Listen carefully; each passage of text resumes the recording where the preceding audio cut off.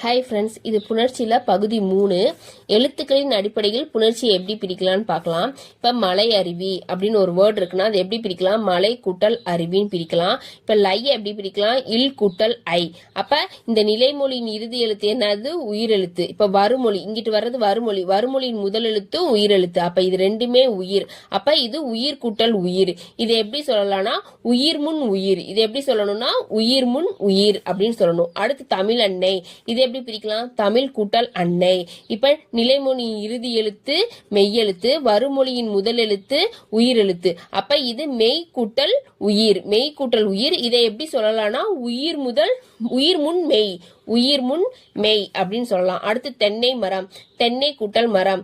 நைய எப்படி பிரிக்கலாம்? இன்னு கூட்டல் ஐ, மரம இம்மு கூட்டல் ஆ.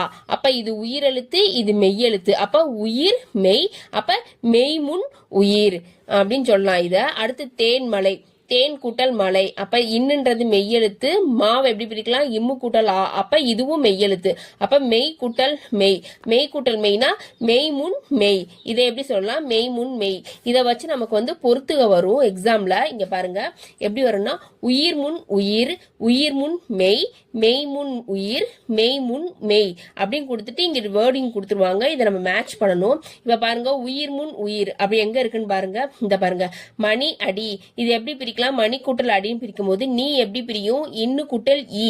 அப்ப நிலைமொழி இறுதி எழுத்து உயிரெழுத்து, வருமொழியின் முதல் எழுத்தும் உயிரெழுத்து. அப்ப உயிரும் உயிரும் இருக்கா? உயிரும் உயிரும் தான் என்ன சொன்னேன்? உயிர் முன் உயிர் அப்படின்னு சொல்லலாமா? அப்ப இந்த உயிர் முன் உயிர். அப்ப இதுதான் ஃபர்ஸ்ட். இது அடுத்து உயிர் முன் மெய். உயிர் முன் மெய் எங்க இருக்கு பாருங்க, இங்க இருங்க. ஆள் கூட்டல் இலை, இது என்னது? இது மெய்யி இல்லு, இது ஈன்றது உயிரெழுத்து. அப்ப மெய்யும் இது உயிர்.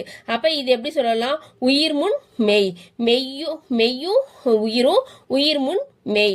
அதே மாதிரி மெய் முன் உயிர் இங்க இருக்கு பாருங்க. பனி காற்று, நீ எப்படி சொல்லலாம்? இன்னு கூட்டல் ஈன்னு சொல்லலாம். காற்று இக்கு கூட்டல் ஆ.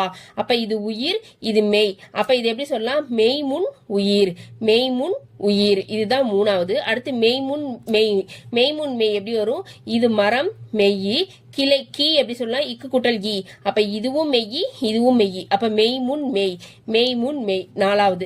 இதே மாதிரி மேட்ச் எக்ஸாம்ல வந்துச்சு. இதே மாதிரி நீங்க பிராக்டிஸ் பண்ணி பாருங்க, உங்களுக்கு புரியும். நான் சொன்ன வீடியோ பாத்தீங்கன்னா உங்களுக்கு இது ஈஸியா புரியும். Thank you friends.